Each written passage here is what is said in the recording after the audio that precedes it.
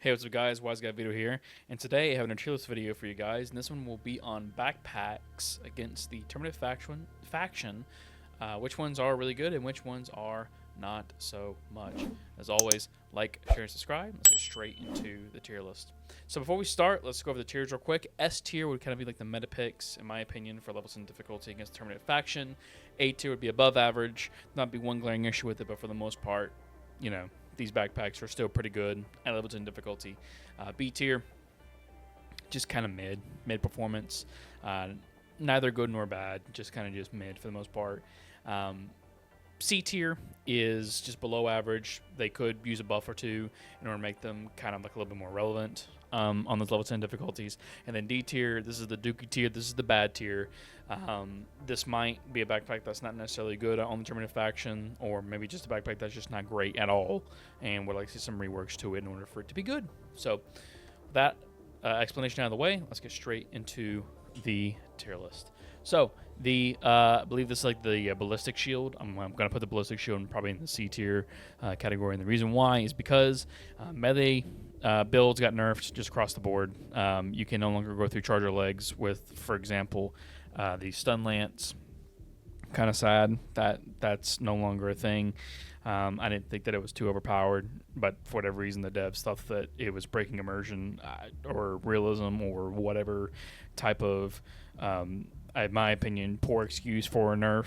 But, you know, it's okay to use with maybe like one-handed, you know, like weapons or submachine guns, or even like the explosive crossbow even. I would be careful using it with the explosive crossbow, because if you have a hunter right up on your face, if you use the explosive crossbow, you probably just outright just kill your ballistic shield entirely at that point. So, I mean, sure, yeah, it's a freebie. You don't get killed, but now you're knocked on your butt, and now you're getting tackled by a whole bunch of different Terminids and everything else. So it's kind of just like a meh pick for me at this point in time. You guys let me know what you think down in the comment section below. I feel like this is just better maybe on the Illuminates, and especially on the automatons, because those enemies actually shoot things at you. Not necessarily like the Terminids don't actually shoot things at you anyway. So, but for me, it's going to be a C tier pick. The Laser Guard Dog. Not gonna lie, I feel like this is actually really good right now against the Terminids because of the changes to fire damage. Also, this thing has unlimited ammo.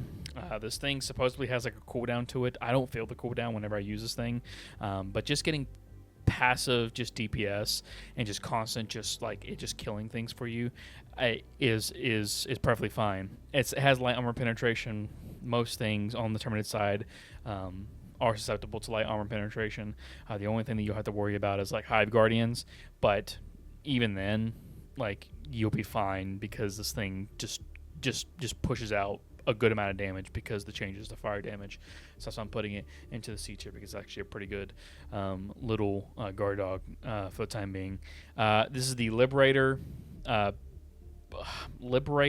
guard dog, the one with the assault rifle. Has limited ammo capacity to it.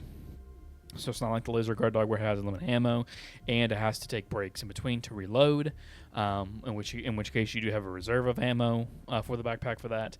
In my opinion, I do believe this is probably just like an A tier pick, for the simple reason that, you know, even though it has medium armor pen, which is great and all, I just feel like this is just better on bots and Illuminates, because you have more use out of it for the medium armor pen on that end. This thing actually does do pretty good damage for the most part. It can kill brew commanders or hive commanders and stuff like that. More of those are like elite style enemies pretty well. But, you know, for the most part though, everything or most of the enemies right now on the Terminid front are susceptible to light armor penetration. So why not just take like the last guard dog, or like the Laser Guard Dog, more often than none. I'll probably take that one more, because just like it's just better just overall. But, you know, this one still has its place. You know, like if you still want to use it, it's fine. It does do like really good damage, but I rather have something that has a limited damage that does sustained fire over time. So that's why I'm putting it into the A tier category. This is the kind of like the Blitzer. I think it's called like the K9 Guard Dog, with like the little Blitzer shotgun to it. kind of wish this thing was just like a little bit better. If it fired a little bit more faster, it probably would be like A or maybe even like S tier, because the way that I see this is like it's effectively kind of like a Laz guard dog because it has unlimited ammo and stuff like that, but it stuns, and stun in this game is actually fairly decent. But the problem with this though is that it doesn't fire frequently enough. It needs to fire frequently enough. If for me, as of right now in its current state, I'm gonna have to put it into C tier. It's not necessarily like a bad or like a terrible like Dookie tier. It just needs that one buff to make it good, which needs to be firing faster. If it fired way faster than what it is right now, it probably would be, if at the very least, a solid A tier pick. But in my opinion, it probably would be like around an S tier pick, because again, unlimited ammo, there's no real breaks in between for like reloading and stuff like that. It could just a continuous fire and stunning everything around you would actually be probably pretty good at that point. So that's why I'm putting it into the C tier category. The dog breath one could be debated. Probably like one of the best guard dog backpacks in the entire game right now, just for all the factions. Just for the simple fact that it does gas. It poops out gas. That's great. Gas is really good. It confuses enemies. It applies damage over time. It's effectively kind of like a stun guard dog. If we're all honest here, just overall, like it's also really good with flamethrower builds and such, because now you're applying 2 different damage over times to a particular enemy. It's just a solid, super solid backpack overall. And it also, while you're using a flamethrower, especially for flamethrower builds, enemies are no longer really going after you at that point. They're just confused, and so that gives you more time to set position up and then just torch everything, just cook everything in front of you. So I'm putting it into the S tier position. The protective bubble shield, not gonna lie, this thing's kind of fallen off a bit, in my opinion. But I do think that it's probably just a solid A tier. If you're good at the game, you're probably not going to use this too often, because you're like with your map knowledge and enemy knowledge and everything like that. You're going to be avoiding a lot of damage anyways. So like if you want the extra security blanket, you can. Even after the nerf, it's still pretty good to use. If you're not particularly good at the game, or if you're just starting with the game, you might feel like this is actually like an OP backpack. Just trust me, over time it will kind of fall off between other backpack choices, especially at level 10 difficulty, because there's way better options for you that in my opinion benefits you more than just survival, or those things give you more survival. Like for example, the guard dog dog breath one, that gives you really good survivability because it confuses and effectively stuns, in quotation marks, right? Stuns everything. And in my opinion, that's better than the protective one, because not only is it protecting you, but it's also causing damage over time, and applying a confusion on the enemy, which makes you survive more. It's in my opinion like one of the better, if not the best, survival backpack in the game, and it also does damage. Whereas this right here, all it does is just put a protective barrier around you. Like you might be able to survive like a stratagem hit, like if it were to like just hit your bubble, but for the most part that's like very few and far between. You should be staying clear of like stratagems and stuff like that, and those big hits anyways. But I'm gonna put it like in low A tier. It's not completely worthless, or just like obsolete. It's just like I feel like it's not, like I said, for a beginner player, y'all probably gonna see this as like one of the best backpacks in the game. For more veteran players or players that have been playing for a while, you're probably going to see this more fall off a little bit. But I still think it has some uses right now, and I still think that the quality of it is still pretty good. So that's why I'm putting it into the A tier category. Supply pack is S tier. It just opens up so many different ways for different builds right now in the game. You have unlimited ammo, effectively, right? By the time that you run out of all your packs, your little supply packs for ammo, you'll get another one up as far as like a cooldown goes. If you want to play like a med build, you can do that as well with this, because you'll be medding and supplying your entire team as well. It's just an amazing support and utility backpack in the game. So that's why I'm putting it into the S tier category. The directional shield, it's kind of like the ballistic shield, but just like you just pop it out in front of you, and it does like a little kind of like a little C shape, I guess, like a curved shield. This is way better on Illuminate and bots than it is on Terminids. Terminids can just jump right through it and just start hitting you. This is not a good stratagem against Terminids right now, right? There are few two enemies in the game, or Terminid enemies in the game, that shoot you or throw up on you, I guess, or have a projectile that they can shoot at you.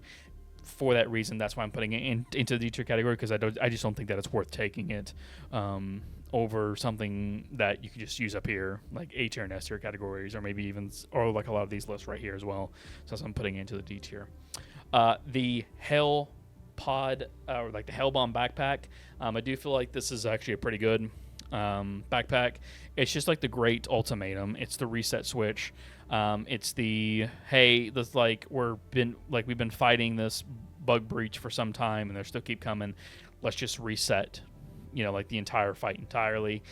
Hey, there's like 4 or 5 Bile Titans in a mega nest. Let's clear all them out, so that it makes the mega nest easier to clear out. It just has like a lot of utility because it's just the biggest kaboom in the world. So that's why I'm putting it into the S tier category. It's just super good, just as like an ad clear tool. So that's why I'm putting it into the S tier, because it just has that great of an offensive tool and also a defensive tool as well. If you're being chased by God knows how many Terminids, you can just turn this on, drop it down, and then just watch your enemies just writhe in pain whenever you just instantly just incinerate them. Another thing as well is that by the time that you actually do use this, you'll have another one up as well, because the cooldown on this is actually fairly low, or not that long.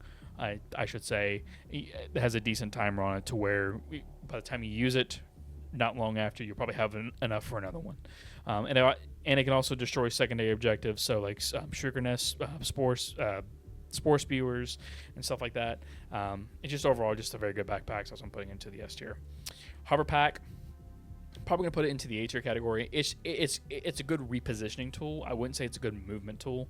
I know maybe some people might hit me on that one, but for me personally, a positioning tool as far as like you going up in the air and landing somewhere else to get like a better vantage point, a better position, right? That's why I say that's a better positioning tool than anything else. Or if you want to run this with a grenade launcher, either the arc grenade launcher or the regular grenade launcher, the grenade launchers compared with this makes an absolutely unstoppable just grenade launcher build where you can get like 50-60 kills like within a bug breach, which is really, really good, and that's per mag, by the way, because this thing is absolutely just insane to use with grenade launchers especially.